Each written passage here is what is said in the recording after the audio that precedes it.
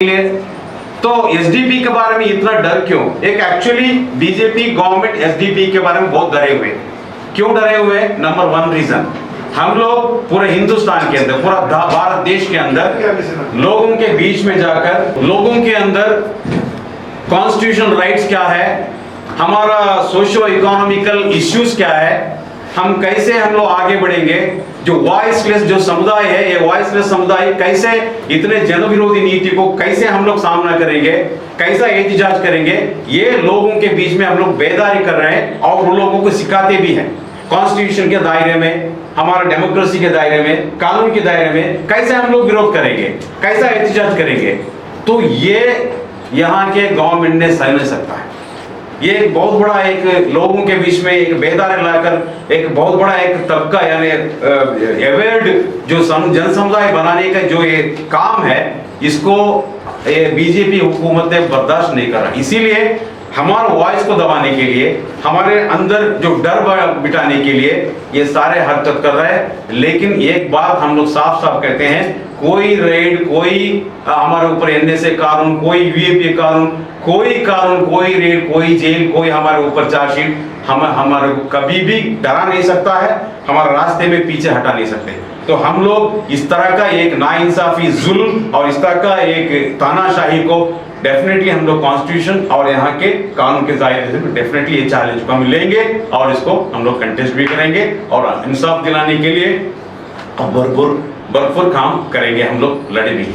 तो आगे हमारा एडवोकेट सफीर साहब ने इसके बारे में बताएंगे। देखिए, आप लोगों को मालूम है कि जुलाई 7 में फुलबारी शरीफ में एक रेड हुई और वहाँ पर ये कहा गया कि कुछ लिटरेचर बरामद हुआ। तो जो एविडेंस बरामद हुई है उसमें कुछ झंडे, फ्लैग्स, एक हैंडबिल है और एक ये कहा गया कि हिंदुस्तान यानी भारत का 20,047 कैसा हो, यानी 100 साल का कैसा हो। तो एक ऑर्गेनाइजेशन है, पावर इंडिया फाउंडेशन, उसका एक प्लान है कि हम 2047 के भारत को कैसा देखना चाहते हैं और उसका एक बाकायदा एक विजन पेपर है जो 2015-16 में यहाँ दिल्ली में शाया हुआ था। उसका बहुत बड़ा सा जस्टिस सच्चर की अध्यक्षता में उसकी मीटिंग हुई थी और उसके बाद अभी 2021 में बेंगलोर में मिस्टर के रहमान और प्रोफेसर अमिताभ कुंडू के साथ में उसका एक सप्लीमेंट्री भी आया। उसका सार है कि कुछ बातें हैं, जहाँ तक एसडीपीआई या पीएफआई की बात है तो एसडीपीआई को मैं रिप्रेजेंट कर रहा हूँ कि एसडीपीआई का कोई भी एक भी पेपर ऐसा नहीं है जिसको ये वो बता पाएंगे कॉन्स्टिट्यूशन के दायरे से बाहर है। और अभी तक किसी भी कोर्ट ने एसडीपीआई को या पीएफआई को किसी को भी इस दायरे में नहीं लाया है कि उन्होंने कोई भी ऐसी बात कही है। कहीं पर भी अभी तक कोई फाइंडिंग पूरे मुल्क में एनआईए के तमाम केसेस के बावजूद एक भी फाइंडिंग नहीं आई। तो जो 7 जुलाई को रेड किया उसमें कुछ भी इनके पास शहादत नहीं है और उसमें आप लोगों को सबको मालूम है, पब्लिक डोमेन में है, जो एसएसपी का बयान आया, पटना एसएसपी का, उन्होंने बहुत उसे इसी तरह से कहा कि इसमें अभी तक नंबर 1 कोई रिलीजियस ऑर्गेनाइजेशन से कनेक्शन नहीं पाया गया, फंडिंग से कोई इलीगलिटी नहीं पाई गई, इनका कोई ऐसा साजिश नहीं पाई गई, जिससे इतना घबरा गई है बीजेपी गवर्नमेंट। क्योंकि बीजेपी उस वक्त गवर्नमेंट का हिस्सा थी बिहार में और वहाँ पर जेडीयू के जो प्रेसिडेंट थे उनका भी बयान आ गया कि वो कोई भी ऐसा काम नहीं कर रहे हैं जो इलीगल है, पीएफआई वाले।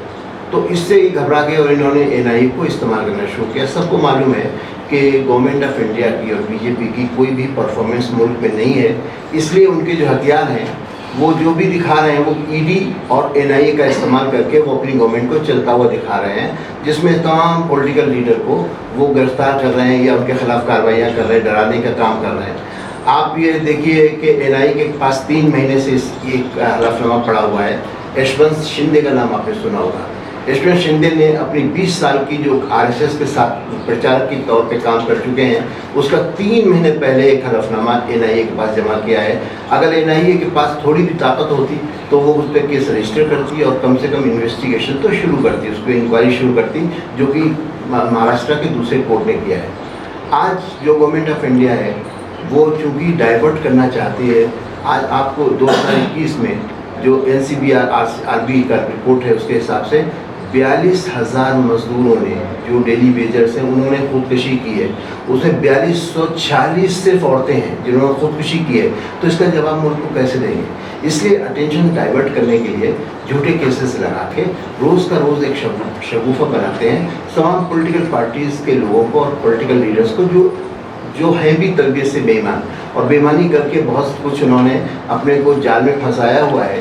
तो वो उसी भी लाइन में वो एसडीपीआई को भी रखना चाहते हैं, क्योंकि एसडीपीआई अब एक मेन पॉलिटिकल फोर्स की तौर पे इस तरह से उभर रही है कि जो एहतजाजी पॉलिटिक्स है, जो विरोध की पॉलिटिक्स है, उसमें एसडीपीआई नंबर 1 पे है। जो पब्लिक मूवमेंट्स हैं उसमें एसडीपीआई का काम हर इशू पर कोई ना कोई एहतजाज करना, अपनी राय देना है। इससे बीजेपी घबरा गई है, क्योंकि पूरा का पूरा खला पैदा हो गया बीजेपी के ज़माने में, जब से बीजेपी की फासिस्ट गवर्नमेंट आई है। जब से आप देखते हैं कि दिन पे दिन जो अदारे हैं, जो कॉन्स्टिट्यूशनल एजेंसीज़ हैं, जो जिस तरह से भी जो भी कॉन्स्टिट्यूशन का है, हर तरह से नुकसान कर रहे हैं। आप देखते हैं सुप्रीम कोर्ट के फैसले कैसे आ रहे हैं, आप देखते हैं कि किस तरह से एजेंसीज़ को वो डिस्टर्ब भी कर रहे हैं और करप्ट भी कर रहे हैं, कि वो वो जो भी ला रहे हैं, अग्निवीर ला रहे हैं, तो उस तरह से कर रहे हैं। वो आईएएस जैसी इंस्टीट्यूशन को बिल्कुल तबाह कर दिया है कि वो जॉइंट सेक्रेटरीज के तौर पे सीधा अपॉइंटमेंट कर रहे हैं। इसका कहीं पर भी कोई अपोजिशन नहीं है,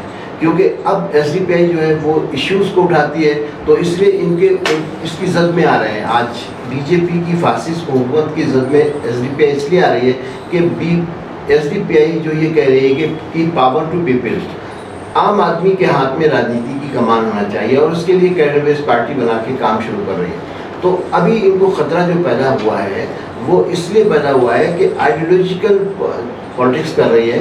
वो एसडीपीआई के लिए कह रही है कि हम कॉन्स्टिट्यूशन की रखवाली करेंगे, हम कॉन्स्टिट्यूशन को रोकेंगे, क्योंकि ये फेडरल सिस्टम को पूरी तौर से ख़राब कर रहे हैं। एनआईए भी उसका एक औजार है, जिसके ज़रिए पूरा का पूरा जो लॉ एंड ऑर्डर है वो स्टेट के पास है, लेकिन एनआईए के ज़रिए या जो सेंट्रल एजेंसीज हैं, इनके ज़रिए फेडरल सिस्टम को ही ख़राब करना चाहते हैं। तभी तो जब बिहार की तरफ से ये बात आने लगी कि वहाँ पर इस केस को मजबूती से चलाने के लिए कोई आधार नहीं है, कोई सबूत नहीं है, तो एनआईए को दे दिया।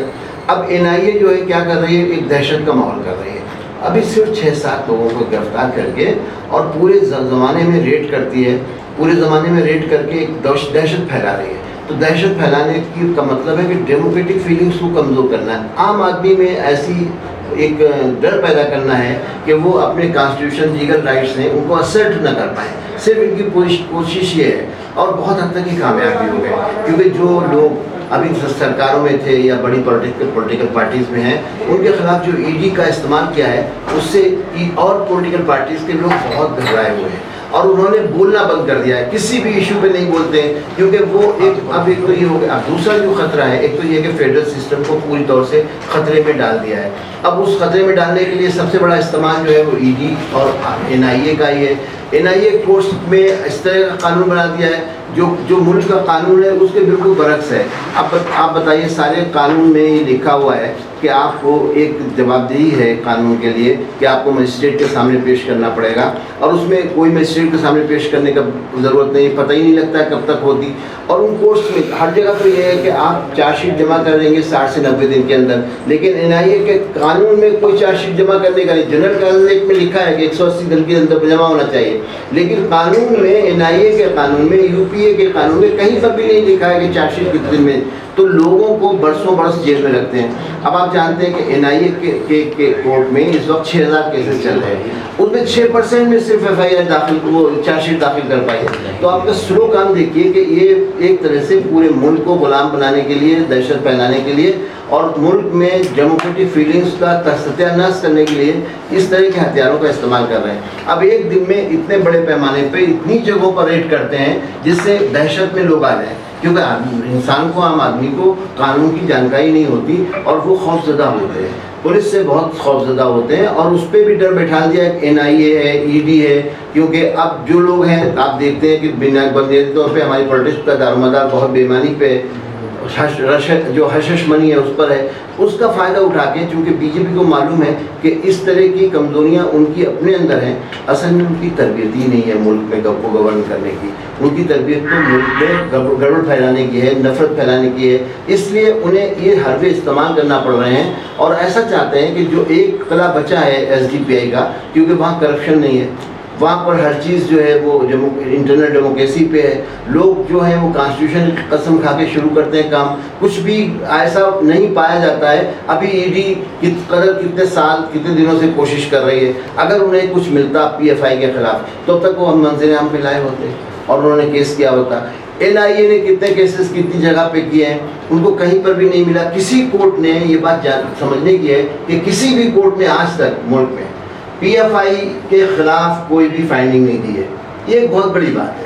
PFI के लिए जो डर पैदा कर रहे हैं, हर जगह ये दिखा, कानून फसाद हो जाए तो कहते हैं PFI है, जो झगड़ा करवाते हैं खुद रांची में हो जाए तो कहते हैं PFI है। जहाँ PFI की यूनिट्स भी नहीं है, PFI की मेंबरशिप भी नहीं है, वहाँ पे इन्हें एक खड़ा करना है, बोगी खड़ा करना है, एक हवा खड़ा करना है, तो इस तरह से PFI का नाम लेते हैं। अब चूँकि SDPI का कनेक्शन जोड़ के बताते हैं, इसलिए कि SDPI अब अकेली एक पॉलिटिकल फोर्स बची है जो अभी भी एहतजाज की पॉलिटिक्स कर रही है और वो इनको पसंद नहीं है।